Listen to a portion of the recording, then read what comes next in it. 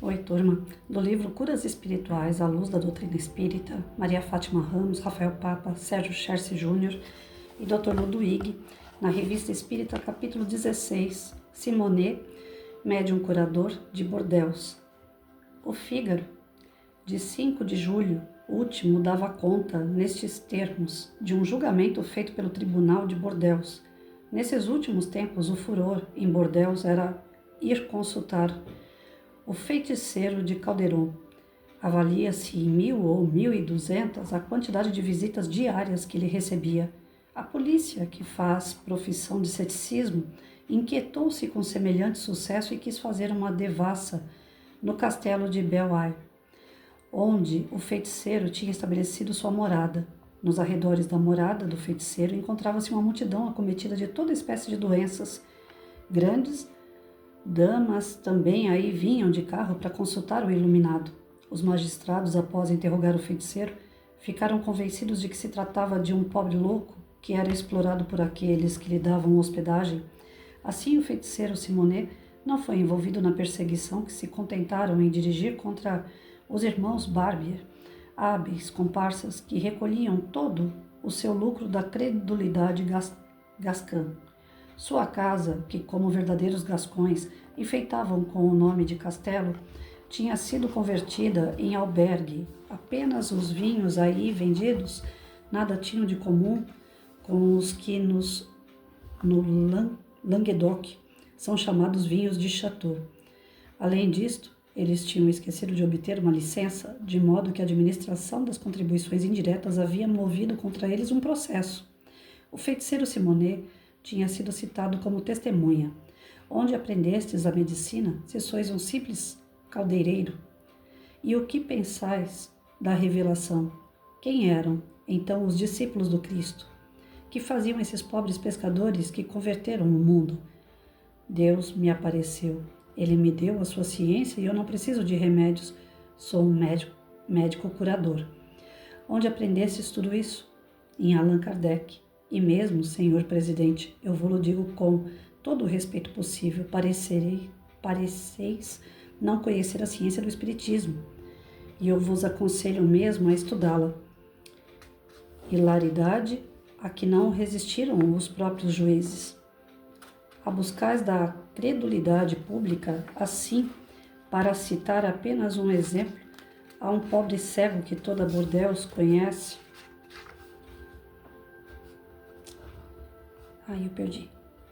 Abusais da credulidade pública, assim, para citar apenas um exemplo. Há um pobre cego que toda Bordeaux conhece.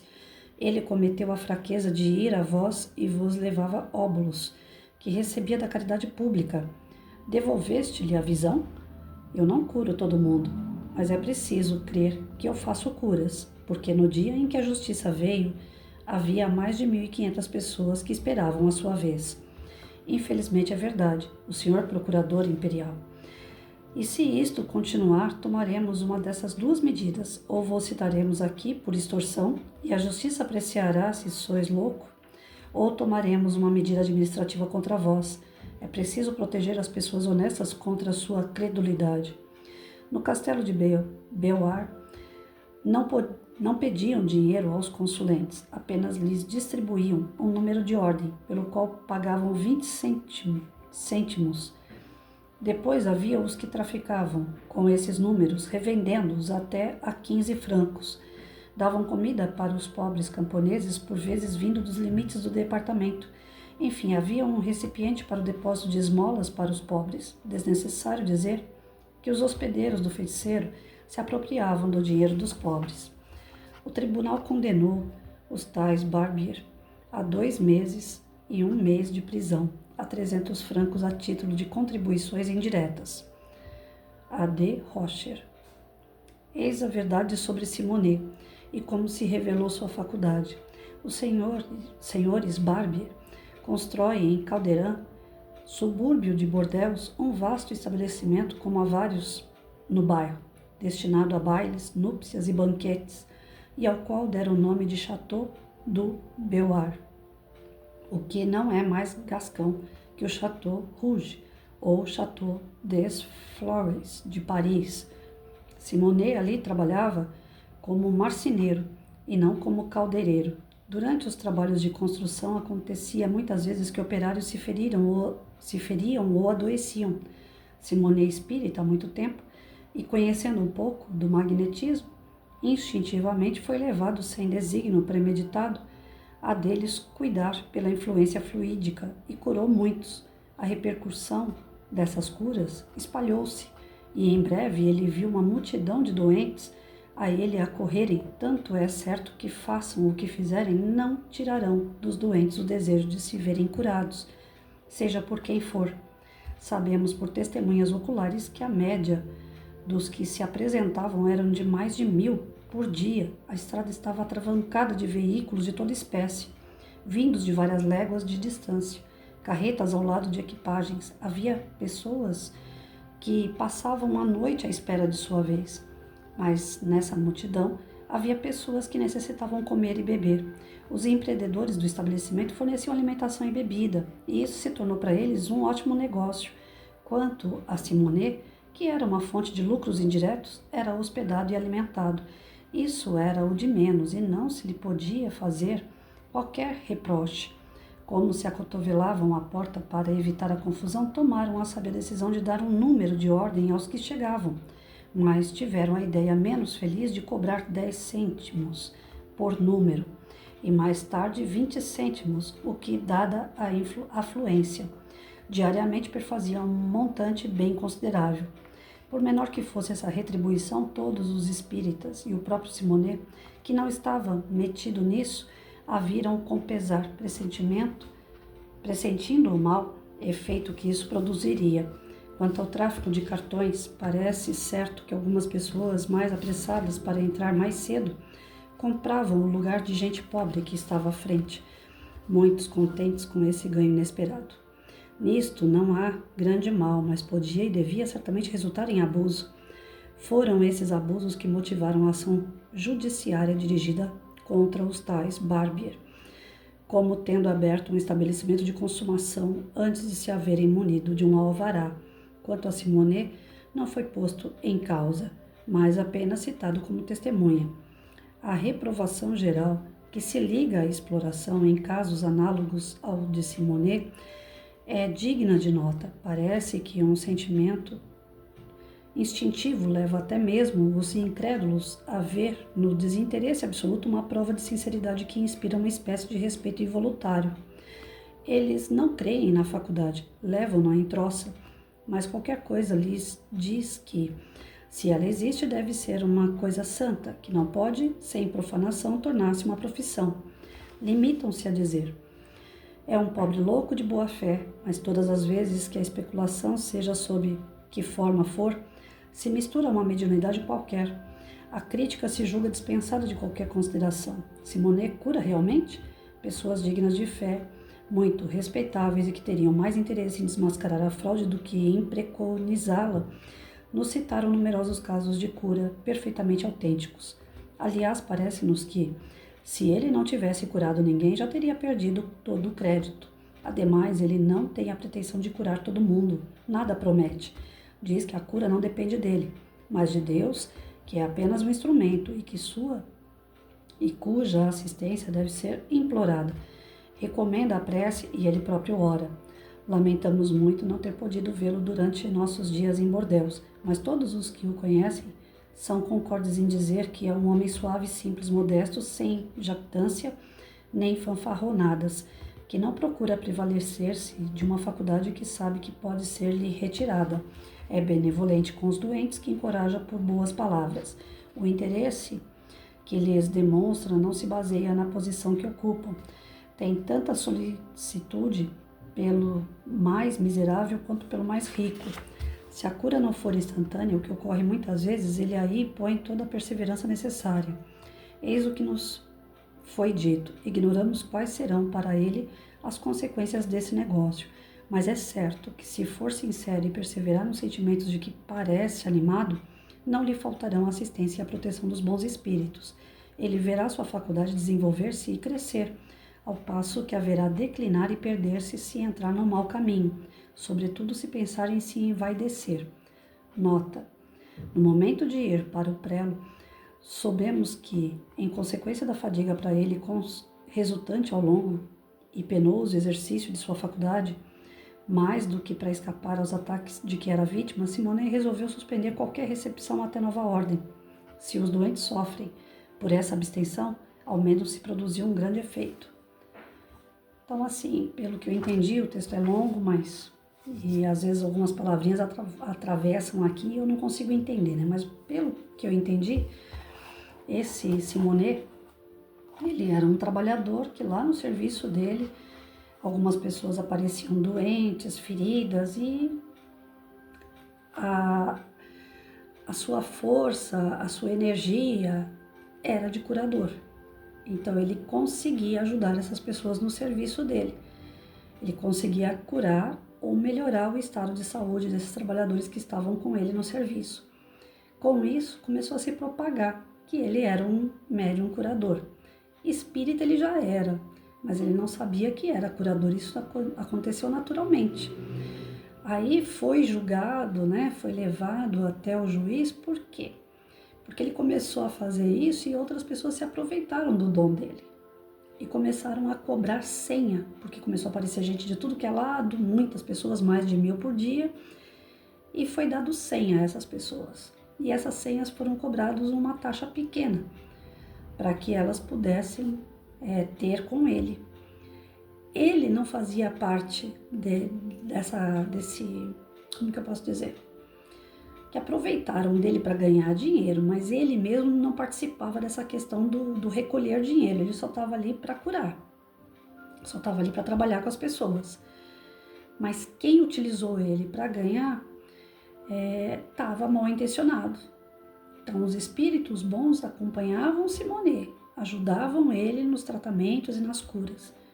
Porém, quem se aproximou dele começou a utilizar ele para outro lado, para se beneficiar em torno de dinheiro.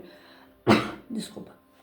E além dessas pessoas cobrarem uma taxa mínima, teve os outros atravessadores aí no meio que começaram a vender as senhas pelo dobro do preço. É que nem jogo de futebol. Você vai no ginásio, é um preço, né? Se você no dia do jogo quiser assistir o jogo, tem pessoas lá vendendo aqueles ingressos 3, 4 vezes maior o valor. Eles se aproveitam do momento que a pessoa quer assistir o jogo e vendem por um preço maior e as pessoas compram. No desespero, as pessoas também pagavam por esses números, essas senhas, né, para atravessar na frente de outros. Então a gente vê que esse jeitinho que o brasileiro tem, na França já tinha, né, os espertos de plantão. Só que isso complicou para o lado dele. Se ele tivesse feito tudo sem cobrar, jamais ia ser levantado a lebre de algo como um charlatanismo. Mas como passaram a cobrar, aí foi onde levantaram a lebre e a polícia levou ele até o juiz. Isso aqui deixa claro para a gente o seguinte: as casas espíritas, por exemplo, elas podem atuar sem documento, sem legalização? Não. As casas espíritas elas têm que estar respaldadas com o CNPJ. Ela tem que ter documentação do que acontece dentro da casa. Tem que ter o alvará, né, que fala, de inspeção, de vigilância sanitária, né, os impostos, como qualquer outro local. A casa espírita tem que estar em ordem. Então, o que serve de exemplo para nós aqui é que o médium curador ele tem que ter um local que seja legalizado para ele trabalhar. Se ele trabalha sem legalizar, ele pode ser levado a um processo, ele pode ser preso. Dentro da lei que nós vimos até ontem, não existe como prender uma pessoa que apenas faz prece. Não está dando remédio, não está dando receita, não está exercendo função, profissão ilegal, né? Então, quem faz uma prece não pode ser preso. Porém, tem outros meios de se prejudicar. E o Simonet é um deles, desses exemplos, que poderia ter sido prejudicado porque se envolveu com pessoas com má intenção. que através do seu dom de cura estavam utilizando para arrecadar dinheiro, mesmo que fosse um dinheiro arrecadado para destinar a pobres, ainda assim era algo que não estava legalizado, não estava prestando contas à justiça. Então, tudo que a gente for fazer tem que ter essa prestação de conta. Tem pessoas, né, antigamente se falava muito nas benzedeiras. Essas pessoas eram chamadas nas casas para benzer, para orar por alguém. E quando é gratuito, uma pessoa faz isso, tudo bem. Alguém vai querer prender uma senhora ou um senhor que está ali fazendo uma oração na casa de alguém? Não. Mas se passar a cobrar, aí ela levanta a lebre.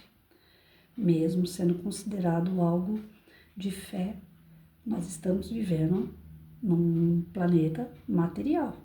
Então tem uma passagem bíblica que fala, né? Dá a Mamon o que é de Mamon, dá de Deus o que é de Deus.